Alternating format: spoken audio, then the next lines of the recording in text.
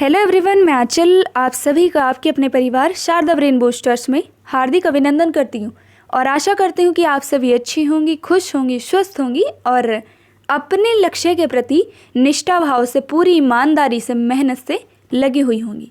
ठीक है, देखो जैसा कि आप सभी को पता ही है कि बहुत जल्द अब हमारी एग्ज़ाम डेट भी आने ही वाली है ना, नेक्स्ट वीक तक। जैसा कि आपको मैंने बताया था कि जो शॉर्ट लिस्ट भी बहुत जल्द आ जाएगी। ठीक है, देन उसके बाद एग्ज़ाम। चलिए, जैसा कि आप सभी को पता ही है, आपके लिए बहुत ही मेहनत से जो प्रैक्टिस सीरीज तैयार की जा रही है 1000 मोस्ट इम्पॉर्टेंट क्वेश्चंस वाली, तो उसको आप अच्छे से करते रहिए। ठीक है, और इसके 13 पार्ट तो हो चुके हैं कंप्लीट। ठीक है, और आज है हमारा प्रैक्टिस सेट नंबर 14। तो जिन्होंने भी अभी तक पीछे वाले प्रैक्टिस सेट नहीं किए हैं ना, तो वो क्या करिए, अच्छे से प्रैक्टिस सेट कर लीजिए सभी के सभी। चलिए करते हैं आज की प्रैक्टिस सेट नंबर 14 की शुरुआत। जो हमारा क्या है कि जो HW का क्वेश्चंस क्या था, वह था कि कौशल्या मातृत्व अभियान किस राज्य का है।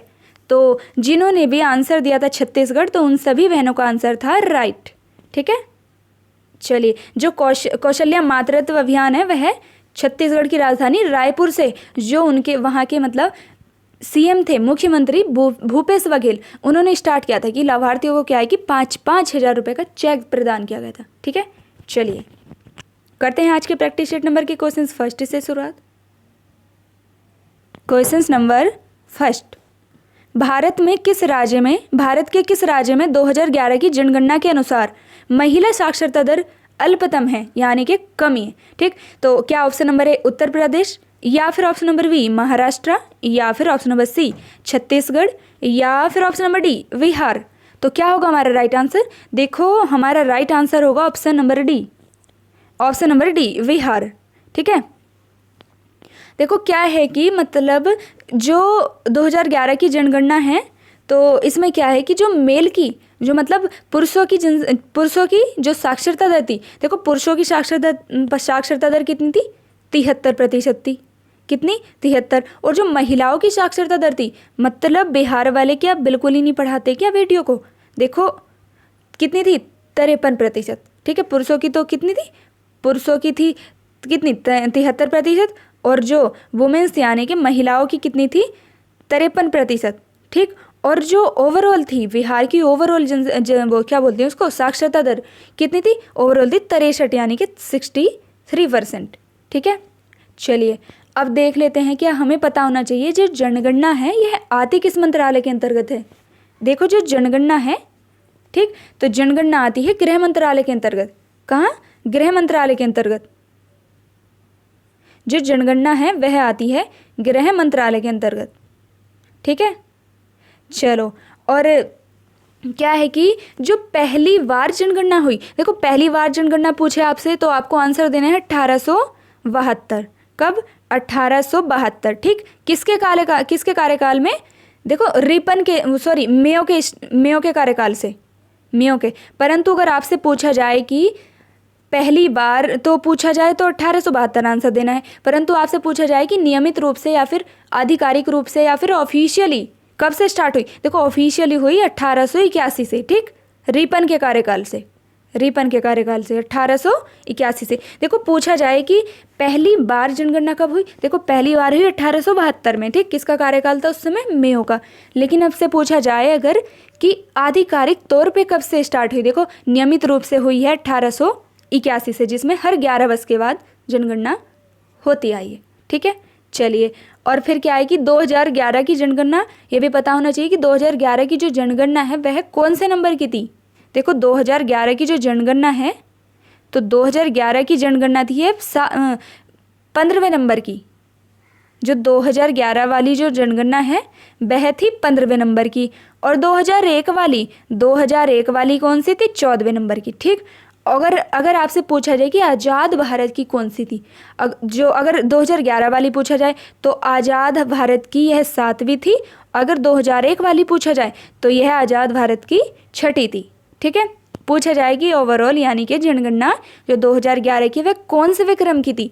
ठीक, तो आपको बताना है 15वें। अगर पूछा जाए कि आज़ाद भारत की, तो आज़ाद भारत का आंसर देना है 7वीं। ठीक, अगर 2001 में पूछा जाए कि कौन से नंबर की थी तो 14वें नंबर की, परंतु पूछा जाए कि आज़ाद भारत की कौन सी थी 2001 तो कौन सी, 6ठे नंबर की। ठीक है, चलिए अब बता दूं, देखो कब को हुई। एक तो आज़ादी के बाद जस्ट हुई थी 1951 में, ठीक, फिर हुई 61 में, फिर हुई 71 में, फिर हुई 81 में, फिर हुई 91 में, फिर हुई 2001 में, और उसके बाद हुई 2011 में। ठीक है, चलिए जी नेक्स्ट। और हाँ, ये तो बता दिया आपको। फिर क्या कि कुल साक्षरता दर भी हमें पता होनी चाहिए। ठीक है, देखो साक्षरता दर, कुल साक्षरता दर कितनी, जो मेल की साक्षरता दर, इधर फीमेल की साक्षरता दर। देखो मेल की साक्षरता दर कितनी थी, 74%, 74.04%, है ना। और जो फीमेल की साक्षरता दर वह कितनी थी, 65.46%। ठीक है, और जो कुल थी 82.14%। ठीक है, आपको क्या बताया मैंने कि जो जनगणना है वह किस मंत्रालय के अंतर्गत आती है, वह आती है गृह मंत्रालय के अंतर्गत। ठीक, अगर आपसे पूछा जाए कि पहली बार जनगणना कब से स्टार्ट हुई तो आपको आंसर देना है कि 1872। अगर पूछा जाए कि आधिकारिक तौर पर या फिर नियमित रूप से कब हुई तो आंसर देना है 1881। ठीक, अगर इनसे पूछा जाए कि जो पहली जो जनगणना थी वो किसके कार्यकाल में स्टार्ट हुई थी, वह होती मेयो के, और जो 1881 यानी कि नियमित रूप से हुई जो आधिकारिक रूप से, तो वह किसके कार्यकाल से, वह हुई रिपन के कार्यकाल से। ठीक है, फिर अगर पूछा जाए कि 2011 की जनगणना कौन से विक्रम की थी तो आपको आंसर देना है 15वीं। ठीक है, अगर पूछा जाए कि आज़ाद भारत की कौन सी थी तो आज़ाद भारत की थी 7वें नंबर की। ठीक है, फिर कुल साक्षरता दर आपको बताया ही अभी, जो मेल की साक्षरता दर कितनी, 74.04%, और फीमेल की साक्षरता दर कितनी, 65.46%, और ओवरऑल देखें तो 82.14%। ठीक है, चलिए जो हमारा इसका राइट आंसर क्या था, बिहार, जिसकी सबसे मिनिमम साक्षरता दर जो महिला होगी। ठीक है, चलिए जो पूरा जनगणना वाला ये जो टॉपिक है ना, ये केंद्र की भी और उत्तर प्रदेश की भी, ठीक है, जो आपको बताया ही है मैंने स्पेशल क्लास। ठीक है, तो उसमें आपको इसका टॉपिक, टेंशन ना लीजिए, विद पीडीएफ आपको पीडीएफ भी मिल जाएगी। ठीक है, जितनी भी यहाँ पर क्लासेस होती है ना, तो सभी की पीडीएफ आपको बैच में प्रोवाइड करा दी जाती है। ओके, और जितनी भी स्पेशल क्लास होएगी रहेंगी स्टार्ट होने वाली है कल। आपकी देखो कौन सी क्लास आने वाली है, कल आने वाली है बुक्स के लिए। ठीक है, जितनी भी चैप्टर वाइज बुक हैं, मतलब सिलेबस वाइज बुक हैं, जितनी भी इंपॉर्टेंट सभी के सभी, ठीक है, वो कल स्पेशल क्लास पहले आने वाली है हमारी। चलिए देखते हैं अब क्वेश्चन नंबर 2। भारत में सर्वप्रथम टीकाकरण कार्यक्रम किस वर्ष प्रारंभ हुआ? तो आपसे पूछा है कि भारत में, ना कि ओवरऑल टीकाकरण। ठीक है, देखो भारत में कब हुआ, क्या ऑप्शन नंबर ए 1978, या फिर ऑप्शन नंबर बी 1975, या फिर ऑप्शन नंबर सी 1974, या फिर ऑप्शन नंबर डी 1985। तो क्या होगा हमारा राइट आंसर? देखो हमारा राइट आंसर होगा ऑप्शन नंबर ए 1978। ठीक है, और भारत में तो कब से, 1978 से स्टार्ट। लेकिन आपसे पूछा जाए कि WHO ने कब स्टार्ट किया, देखो WHO के द्वारा हुआ था 1974 में। उसके 4 साल बाद क्या है कि भारत में भी स्टार्ट हुआ, कब, 1978 में। ठीक है, देखो पहले इसको क्या कि EPI के नाम से जानते थे। किसके? EPI के नाम से, एक्सपेंडेड प्रोग्राम इम्यूनाइजेशन। ठीक, क्या? Expanded programme immunization. ओके, चलिए next question number 3। Vitamin A की किसी शीशी को एक बार खोलने के बाद कितने समय तक के लिए उपयोग किया जा सकता है? तो कितने, क्या ऑप्शन नंबर ए 6 सप्ताह, या फिर ऑप्शन नंबर बी 8 सप्ताह, या फिर ऑप्शन नंबर सी 9 सप्ताह, या फिर ऑप्शन नंबर डी 12 सप्ताह। तो देखो क्या होगा हमारा राइट आंसर? देखो हमारा राइट आंसर होगा ऑप्शन नंबर वी 8 सप्ताह। ठीक है, जो विटामिन ए की जो बोतल होती है तो उसको 8 सप्ताह तक ही यूज़ में लिया जाता है, क्योंकि आपको पता ही होगा जो विटामिन ए की जो बोतल होती है तो उस पर डेट डाल दी जाती है जिस दिन वो खोली जाती है ना, तो इसीलिए डाली जाती है क्योंकि 8 सप्ताह के बाद वह क्या है, एक्सपायर हो जाती है, यानी कि बेकार हो जाती है। ठीक है, चलिए, और हाँ देखो क्या है कि जो विटामिन ए की पहली खुराक है ना, जो बच्चे को पहली खुराक है वह कब दी जाती है? देखो वह दी जाती है 9 से 12 माह। 9 से 12 माह पर। अब बता दूं कि जो एमसीपी कार्ड है, ठीक, तो उसमें क्या लिखा हुआ है कि 9 माह पर दी जाती है पहली खुराक, परंतु जो साइट है ऑफिशियल साइट, वहाँ पर लिखा हुआ है 9 से 12। ठीक, तो आपको क्या करना है कि मतलब ऐसा ध्यान रखना है कि 9 से 12 पर दी जाती है, क्योंकि देखो क्या है कि जो आपका सिलेबस है ना, तो वह है थियोटिकल, और मतलब ये सोचो कि रट्टा मार जो तोता बनते हैं ना, तो उनका तो शायद इनकी लंका लगने वाली है इस एग्ज़ाम में, क्योंकि देखो ऊपर से एक निगेटिव मार्किंग है, एक बार को हिंदी मैथ रीजनिंग हो, ठीक है, कॉन्सेप्ट पता है, आराम से कर देंगे, लेकिन क्या है कि इसमें थ्योरी है, और थ्योरी में से भी आपको आंसर देने हैं। ऊपर से क्या है कि ऊपर से है ऐसा सिलेबस, ठीक, और जिसमें मतलब बहुत जगह डाटा ऊपर नीचे हो रखा है, तो आपको ध्यान रखना है कि 9 से 12 पर, ठीक है। चलिए, तो अच्छे से, क्योंकि आपको पता ही है कि यह डाटा ही ऐसा है कि मतलब आपको अप्रोक्स में ध्यान रखना होगा कि ऑप्शंस के हिसाब से बड़ा माइंड के जो घोड़े हैं ना, ठीक से एग्जाम में बैठकर ठीक से दौड़ाने होंगे कि ऑप्शंस के हिसाब से आंसर देना है आपको, ठीक है। फिर कोर्ट केस करती फिर ना कि नहीं हमने तो 12 पढ़ा था, या फिर हमने तो 9 माह पढ़ा था, फिर क्या है कि आपको पता ही है जो आंसर क्या है कि 9 से 12 ध्यान रखना है। एग्जामिनर ऐसा तो करेगा नहीं कि 9 भी दे दे, 10 भी दे दे, 11 भी, 12 भी, ठीक है, वैसे ही वो दूर दूर के ऑप्शन रखेगा, परंतु आपको क्या ध्यान रखना है, 9 से 12 माह पर पहली खुराक दी जाती है, ठीक है। चलिए, और कितनी दी जाती है, 1 ml, 1 ml, ठीक, ओरल दी जाती है मुख्य द्वारा, ठीक। देखो पहली खुराक तो होगी 9 से 12 माह पर, लेकिन जो दूसरी खुराक है, दूसरी खुराक दी जाती है 16वें माह पर। कब, जो सेकंड खुराक दी जाती है वह दी जाती है 16वें माह पर, है ना। 16वें माह पर कितनी दी जाती है, 2 ml। ऐसा ध्यान रखना, जो पहली खुराक है वो है 1 ml, और जो दूसरी खुराक है वह है 2 ml, ठीक है। चलिए, और क्या है कि इसमें मतलब 9 खुराक दी जाती है अधिकतम 5 वर्षों तक, ठीक है, जिसमें फिर दूसरी खुराक के बाद क्या कि 6 माह पर दे दी जाती है। 6 माह पर देखो, पहली तो एक तो दी जाएगी 9 से 12 माह पर, फिर 16वें माह पर, लेकिन दूसरी खुराक के बाद क्या है कि 6 माह पर देनी स्टार्ट कर देती, क्योंकि 5 वर्षों तक 9 खुराक देनी होती है बच्चे को, ठीक है।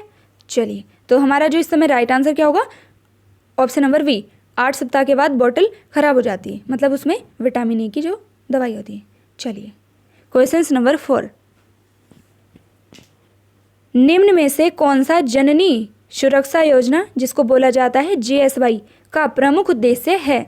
तो क्या है, क्या ऑप्शन नंबर ए, केवल नवजात मृत्यु दर में कमी, या फिर ऑप्शन नंबर बी, मातृ मृत्यु दर तथा नवजात मृत्यु दर में कमी, या फिर ऑप्शन नंबर सी, केवल शिशु मृत्यु दर में कमी, या फिर ऑप्शन नंबर डी, मातृ मृत्यु दर में कमी। तो क्या होगा हमारा राइट आंसर, देखो जो इनका प्रमुख उद्देश्य है वह है मातृ मृत्यु दर तथा नवजात मृत्यु दर में कमी, ठीक है। देखो जो योजना है, तो इसमें गवर्नमेंट और मतलब आम जनता के बीच जो कड़ी बनकर कार्य कौन करती है, वह करती है आशा, ठीक है। वह क्या करती है कि घर से ले जाकर गर्भवती महिलाओं को हॉस्पिटल तक ले जाने का जो कार्य करती है वह करती है आशा, ठीक है। और इसमें क्या है कि आशा को प्रोत्साहन देने के लिए 600 रुपये की जो पर एक गर्भवती महिला पर राशि दी जाती है, कितनी, 600 रुपये, 600 रुपये जो आशा को दी जाती है इस योजना के तहत। और जो महिला, जो गर्भवती महिला होती है, तो उनको कितनी दी जाती है, उनको दी जाती है 1400 रुपये, ठीक है। चलिए, और जो यह जननी सुरक्षा योजना, यह जो JSY है, तो इसकी जो शुरुआत हुई, देखो इसकी शुरुआत हुई है 12 अप्रैल 2005 से। कब से, 12 अप्रैल 2005 से, 12 अप्रैल 2005 से, ठीक है। चलिए जी, और हाँ क्या है कि जो भारत है ना, तो इसको 2 राज्यों में बांटा हुआ है, ठीक, एक तो LPS और एक HPS। LPS में क्या है,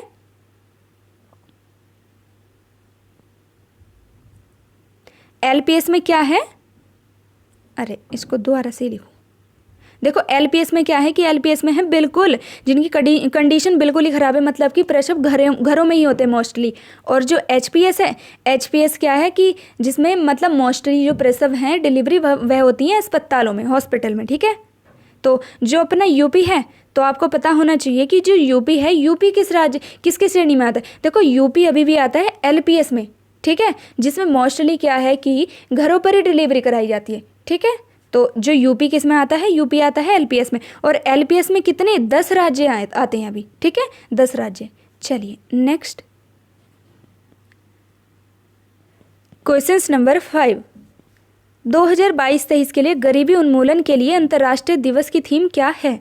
तो आपको बताना है क्या ऑप्शन नंबर ए व्यवहार में सभी के लिए गरिमा, या ऑप्शन नंबर बी गरीबी समाप्त करने के लिए बच्चों, उनके परिवारों और समुदायों को सशक्त बनाने के लिए एक साथ काम करना, या फिर ऑप्शन नंबर सी गरीबी और देखभाल समाप्त करने के लिए एक साथ आना, या फिर ऑप्शन नंबर डी इनमें से कोई नहीं।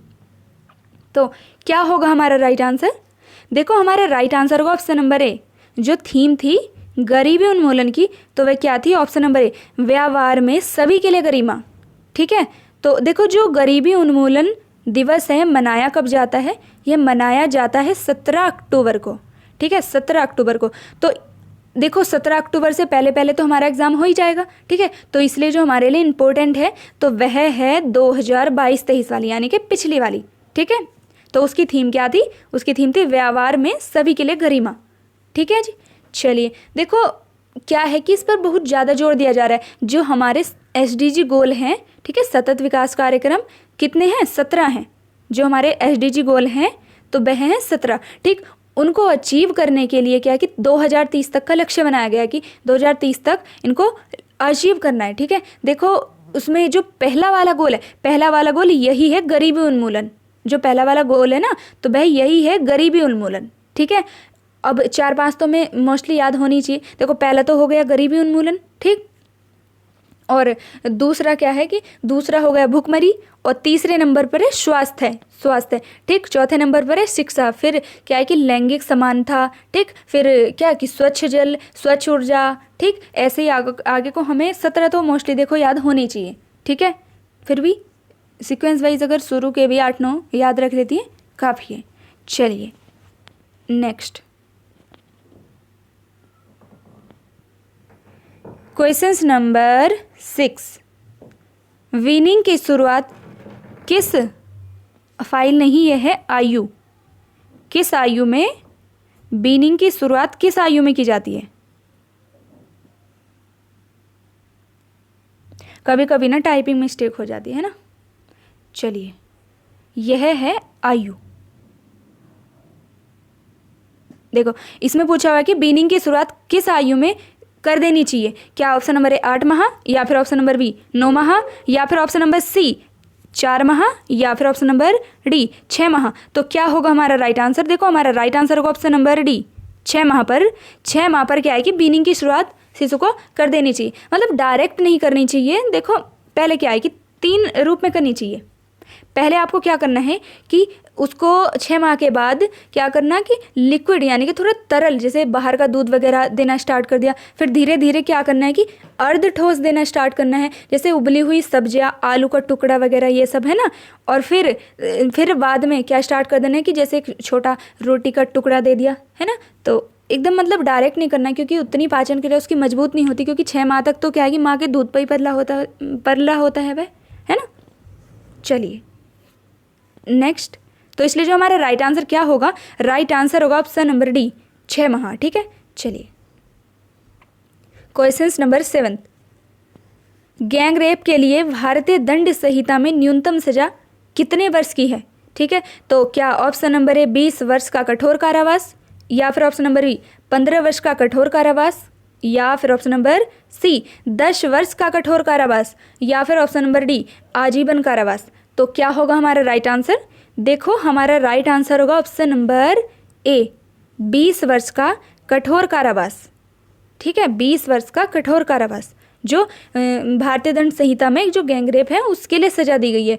देखो क्या है कि इसमें मतलब जो दंड दिया जाता है, सजा दी जाती है ना, तो वह मतलब क्या बोलते हैं उसको, जो मतलब जुर्म किया हुआ होता है मतलब उसके हिसाब से दी जाती है ना। ऐसे समझ लो कि जितना कठोर वो होगा, जुर्म होगा, उतनी ही कठोर सजा दी जाएगी। मतलब क्या है कि आजीवन कारावास यानी कि फांसी तक भी पहुंच जाती है सजा। देखो अगर क्या है कि जो 12 साल से कम की लड़की है, मतलब 12 साल से छोटी या फिर 12 साल की लड़की, तो उसमें तो क्या है कि सीधा फांसी दी जाती है। ठीक है, सीधा फांसी दी जाती है। फिर अगर 12 साल से ऊपर की है तो उसके हिसाब से देखा जाता है कि मतलब किस प्रकार से जुर्म किया गया है। ठीक है, तो उसी हिसाब से उसकी सजा डिसाइड की जाती है। ठीक है, देखो जो IPC की धारा किस में सजा का प्रावधान है, इसका प्रावधान किस सजा उसमें किस आईपीसी की धारा में है? देखो 376 का डी। ठीक, जो इसकी सजा का जो प्रावधान है वह है आईपीसी की धारा 376 डी। ठीक, 376 डी। और जो गैंग रेप यानी कि बलात्कार का जो बलात्कार को प्रतिभाषित किया गया है, मतलब परिभाषित किया गया है, तो बलात्कार को किया गया है 376 में, जो आईपीसी की धारा 376 में, और जो इसकी सजा है 376 डी। ठीक है, चलिए नेक्स्ट क्वेश्चन नंबर 8। बच्चों का सबसे अधिक शारीरिक उत्पीड़न कौन करता है?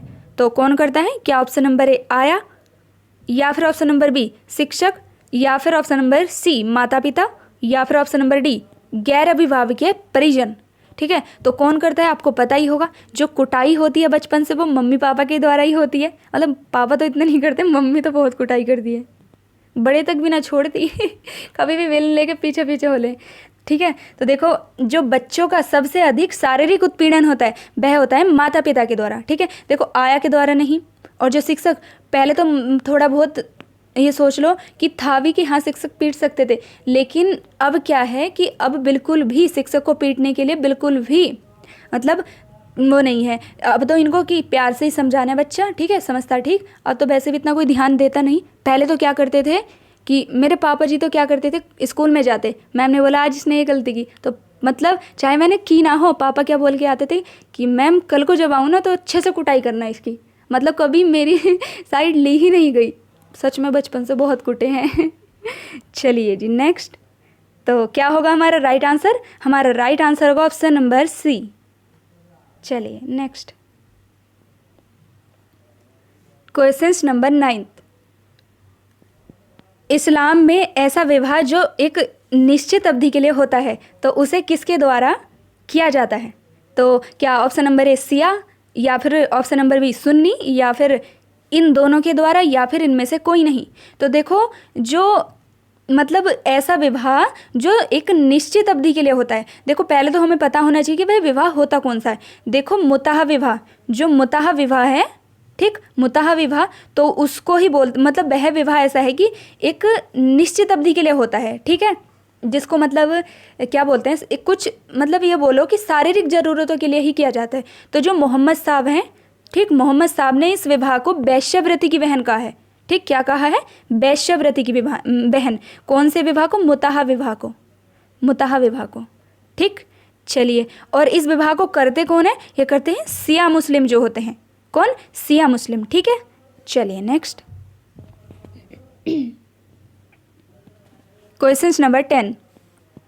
गर्भावस्था में जिंक की कमी का कारण डैश बन सकती है? तो क्या ऑप्शन नंबर ए जन्म के समय भार में कमी, या फिर ऑप्शन नंबर बी डीएनए एवं आरएनए संश्लेषण की क्षीणता, या फिर ऑप्शन नंबर सी ए व बी दोनों से ही, या फिर ऑप्शन नंबर डी रक्त की अधिकता।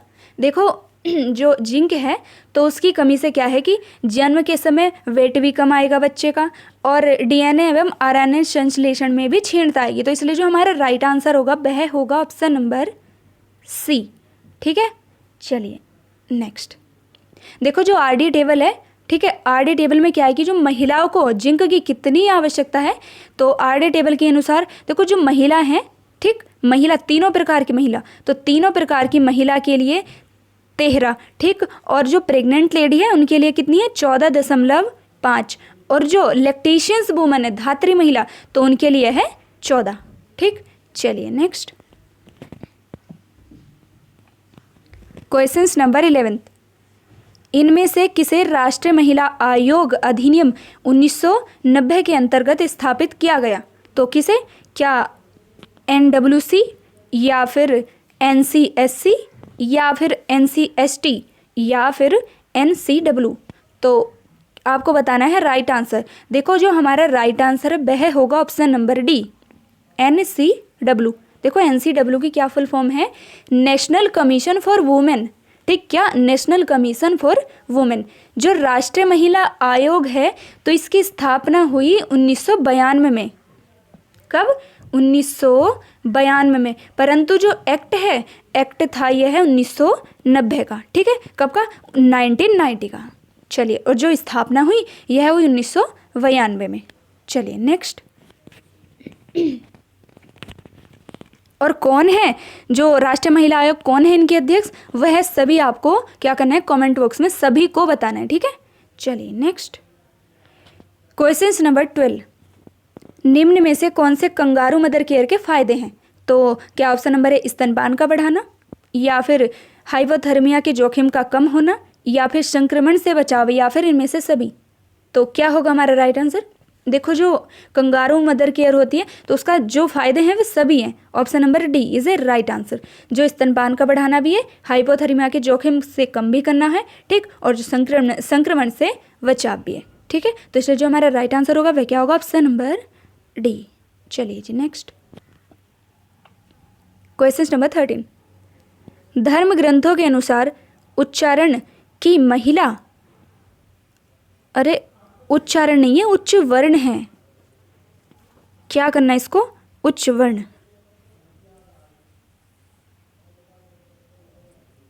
उच्च वर्ण, ठीक, उच्च वर्ण, ठीक है। देखो, धर्म ग्रंथों के अनुसार उच्च वर्ण की महिला और निम्न वर्ण का पुरुष से उत्पन्न संतान को क्या कहा जाता था? तो क्या शूद्र कहते थे, या फिर चांडाल कहते थे, या फिर मलेच्छ कहते थे, या फिर अंत्योज्य कहते थे? तो क्या होगा राइट आंसर? देखो, जो उच्च वर्ण की महिला और जो निम्न वर्ण का पुरुष होता था, जो उनसे प्राप्त संतान होती थी, उसको बोला जाता था चांडाल। क्या? चांडाल। देखो, जो उच्च वर्ण की महिला और निम्न वर्ण का पुरुष है, तो इस विवाह को, कौन सा विवाह है ये?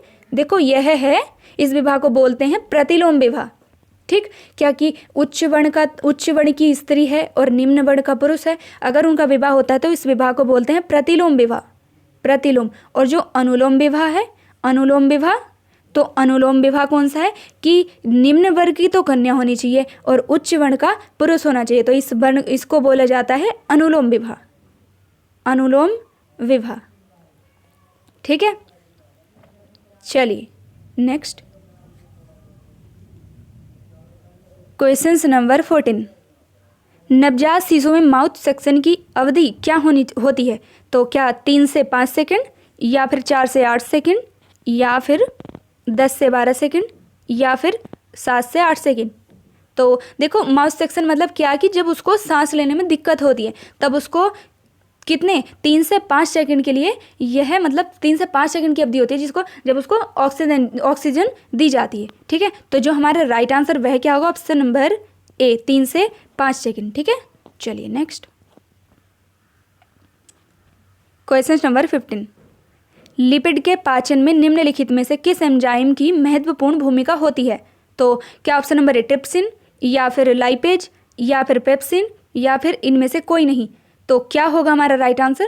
देखो, हमारा राइट आंसर होगा ऑप्शन नंबर वी, लाइपेज। जो लिपिड्स के पाचन में जो एंजाइम होता है ना, तो उसकी कौन सा होता है? वह है लाइपेज एंजाइम, ठीक है। तो जो हमारा राइट आंसर क्या होगा? हमारा राइट आंसर होगा ऑप्शन नंबर वी। चलिए नेक्स्ट। क्वेश्चन नंबर 16, दुग्ध पाचन एंजाइम रेनिन के संदर्भ में निम्नलिखित में कथनों पर विचार कीजिए। तो क्या ऑप्शन नंबर ए, शिशुओं के जठर रस में यह पाचक एंजाइम होता है, या फिर ऑप्शन नंबर बी, वयस्कों के जठर रस में यह एंजाइम नहीं पाया जाता, या फिर option number C, rennin casein को कैल्शियम पैराकेसिनेट में परिवर्तित कर देता है, या फिर ऑप्शन नंबर डी, इनमें से सभी? तो देखो, जो हमारा राइट आंसर होगा ना, वह होगा ऑप्शन नंबर डी। क्या? ऑप्शन नंबर डी, ठीक है। जो दुग्ध पाचन एंजाइम है रेनिन, ठीक है, वह शिशुओं के जठर रस में भी होता है, ठीक, और जो वयस्कों के जठर रस में नहीं पाया जाता। और क्या है कि जो रेनिन कैसिन को कैल्शियम पैराकेसिनेट में परिवर्तित कर देता है, ठीक है। तो इसलिए जो हमारा राइट आंसर होगा वह क्या होगा? Option number D. चलिए नेक्स्ट। क्वेश्चन नंबर 17, मानव शरीर को विटामिन और खनिजों की आवश्यकता होती है क्योंकि एक, क्या ऑप्शन नंबर ए, मेटाबॉलिक प्रतिक्रियाओं को पूरा करने में मदद करते हैं, या फिर ऑप्शन नंबर बी, वे शरीर को ऊर्जा देते हैं, या फिर ऑप्शन नंबर सी, शरीर के अंगों को सुरक्षित रखते हैं, या फिर ऑप्शन नंबर डी, तापांतर बनाए रखते हैं। तो क्या होगा हमारा राइट आंसर? देखो जो हमारा राइट आंसर होगा, जो यह है, मानव शरीर को विटामिन और खनिजों की क्यों आवश्यकता होती है? क्योंकि क्या करते हैं, ये मेटाबॉलिक प्रतिक्रियाएं जो होती हैं उनको पूरा करने में मदद करते हैं। तो जो हमारा राइट आंसर क्या होगा, वह होगा ऑप्शन नंबर ए।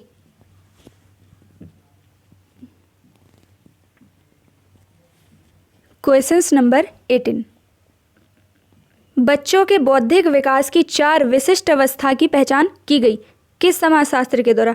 क्या एरिकानन के द्वारा, या फिर पियाजे के द्वारा, या फिर स्किनर के द्वारा, या फिर कोहलवर्ग के द्वारा?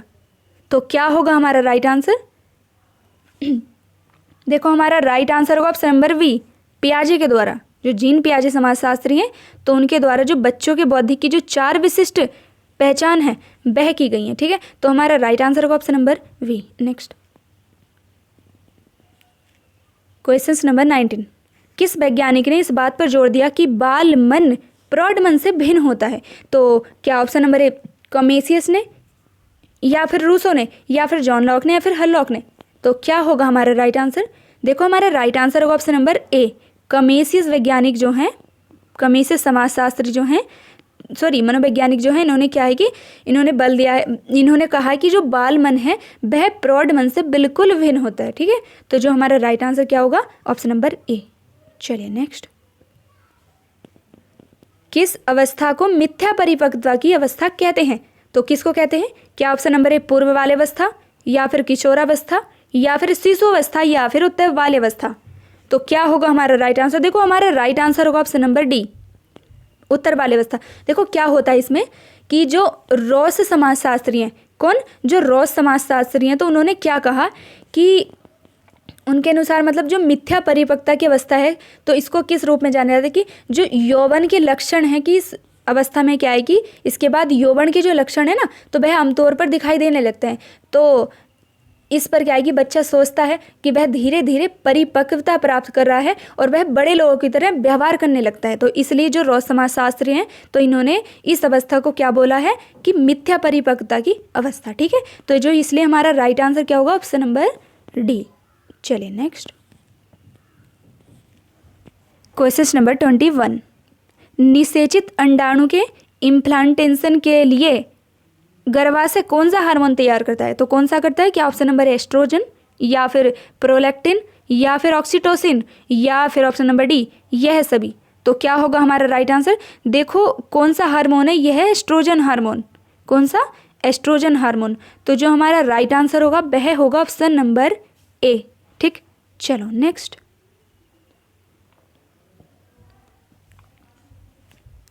Question number 22। जहाँ व्यक्ति की आवश्यकताएं हैं, इच्छाएं, आकांक्षाएं जिनकी पूर्ति वास्तविक जगत में नहीं हो पाती, तो वह संग्रहित होती है डैश कहते हैं? तो उसे क्या कहते हैं? क्या चेतन मन, या फिर अचेतन मन, या फिर यह दोनों, या फिर इनमें से कोई नहीं? तो इसको क्या बोलते हैं? देखो जिसमें व्यक्ति की जो इच्छाएं, आवश्यकताएं, आकांक्षाएं वे वास्तविक जगत में नहीं पूरी हो पाती, तो मतलब मन उतल पुतल रहता है, इसको बोलते हैं अचेतन मन। क्या? अचेतन मन। ठीक, तो इसलिए जो हमारा राइट आंसर होगा वह होगा ऑप्शन नंबर बी।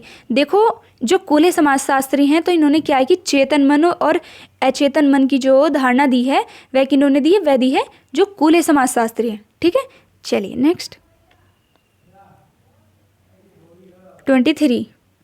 कौन सा सिद्धांत व्यक्त करता है कि मानव मस्तिष्क एक बर्फ की चट्टान के समान है, वह जो कि अधिकांशतः छिपी रहती है? तो क्या सील का सिद्धांत, या फिर नॉक का सिद्धांत, या फिर मनोविश्लेषणात्मक सिद्धांत, या फिर इनमें से सभी? तो देखो वह कौन सा सिद्धांत है? वह मनोविश्लेषणात्मक सिद्धांत। तो जो हमारा राइट आंसर होगा वह होगा ऑप्शन नंबर सी। ठीक है, चलिए next. Question number 24। Interpretation of dreams किसकी रचना है? तो किन की है? क्या ऑप्शन नंबर ए रूसो, या फिर प्लूटो, या फिर फ्रायड, या फिर मॉर्गन? तो क्या होगा हमारा राइट आंसर? देखो हमारा राइट आंसर होगा ऑप्शन नंबर सी, फ्रायड। क्या होगा? ऑप्शन नंबर सी, जो फ्रायड है उनकी रचना है इंटरप्रिटेशन ऑफ ड्रीम्स। ठीक है, और जैसे कि आप सभी को मैंने बताया ही है कि जो कल क्या स्पेशल क्लास की जो पहली क्लास आने वाली है वह क्या रहने वाली है? इम्पोर्टेंट्स बुक्स की, वह भी चैप्टर वाइज। ठीक है, तो आपको सभी को क्या करना है, जिन्होंने भी अभी तक चैनल सब्सक्राइब नहीं किया है तो वो क्या करो कि चैनल को सब्सक्राइब कर लीजिए सभी के सभी। और जो भी अभी तक टेलीग्राम चैनल से नहीं जुड़ी हैं तो वो क्या करिए, टेलीग्राम चैनल से जुड़ जाइए, ठीक है। वहाँ पर आपको पल पल की अपडेट भी प्राप्त होती रहती है, ठीक है। और जितने भी क्विजेस वगैरह एक दो वहाँ पर मिलते रहते हैं। बाकी जो टेस्ट सीरीज चल रही है वह चल रही है हमारी जो बैच आया हुआ है उसमें, ठीक है डियर। तो जो भी बहनें अभी तक नहीं जुड़ पाई है वैसे तो वो बिल्कुल भी अब देर ना करो, जुड़ जाइए, ठीक है। चलिए अब देख लेते हैं हम आपका लास्ट क्वेश्चन क्या है। हृदय का कौन सा कोष्ठक सबसे बड़ा एवं सबसे मजबूत होता है? तो क्या दायां निलय या फिर दायां अलिंद या फिर बायां अलिंद या फिर बायां निलय? देखो क्या है कि जो हमारा हृदय है तो वह 4 चैम्बर होते हैं। उसमें कितने होते हैं? 4 चैम्बर होते हैं, यानी कि 4 कोष्ठ होते हैं, ठीक। तो देखो जो सबसे मजबूत कोष्ठ होता है तो वह कौन सा होता है? वह होता है बायां निलय। तो कहाँ पर है यह है ऑप्शन नंबर सी, बायां निलय, ठीक है। सॉरी, ऑप्शन नंबर सी, बायां निलय, अलिंद नहीं, बायां निलय, बायां निलय, ठीक है। चलिए ऑप्शन नंबर डी, ठीक है। तो जो हमारा राइट आंसर होगा वह होगा ऑप्शन नंबर डी, ठीक है। तो कैसी लगी आज आपकी, मतलब आज आपको क्लास तो कैसी लगी आज की क्लास आपको, वह सभी को क्या करना है, कमेंट बॉक्स में ज़रूर बताना है। अच्छी लगती तो बताओ, नहीं लगती तो फिर यह भी बताओ कि क्या सुधार करना है, ठीक है, जिससे क्या है कि मैं और इम्प्रूव करती रहूँ, ठीक है। चलिए आज का देख लेते हैं हम अपना होमवर्क का क्वेश्चंस क्या है कि जो सक्षम आंगनबाड़ी पोषण 2.0 कब आया? जो सक्षम आंगनबाड़ी पोषण 2.0 अभियान है वह कब आया? क्या 7वें वित्त आयोग में या फिर 10वें वित्त आयोग में या फिर 15वें वित्त आयोग में या फिर 14वें वित्त आयोग में? तो आपको क्या करना है, आपको देना है राइट आंसर सभी के सभी को कमेंट बॉक्स में, ठीक है। और कैसी लगी आपको आज की क्लास वह भी सभी को बताना है, ठीक है। और आंसर भी सभी को देना है, ठीक है। चलिए मिलते हैं नेक्स्ट क्लास में। नेक्स्ट क्लास क्या, कल की जो हमारी क्लास रहने वाली है ना, तो वह रहने वाली है इम्पोर्टेंट्स बुक्स की, ठीक है। चलिए नेक्स्ट नहीं, जय जय श्री राधे, धन्यवाद।